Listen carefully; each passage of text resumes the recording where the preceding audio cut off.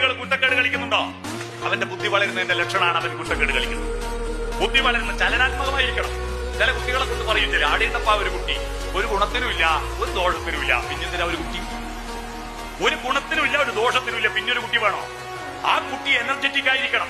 രാവിലെ സ്കൂളിലേക്ക് കുട്ടിയെ അയക്കുമ്പോ നല്ല ഷർട്ടും പാന്റെല്ലാം ഇൻസൈഡ് ആക്കി മുടിയൊക്കെ എണ്ണ തേച്ച് മിനുക്കി വളരെ ടിപ്ടോപ്പിൽ അയച്ച കുട്ടി വൈകുന്നേരം സ്കൂളും വിട്ടിട്ട് വരുമ്പോ യാതൊരു മാറ്റവും ഇല്ലാതെ അതേപോലെ വരുന്നുണ്ടെങ്കിൽ നമുക്ക് ഭയങ്കര ഇഷ്ടമായിരിക്കും. നല്ല കുഞ്ഞുമോൻ.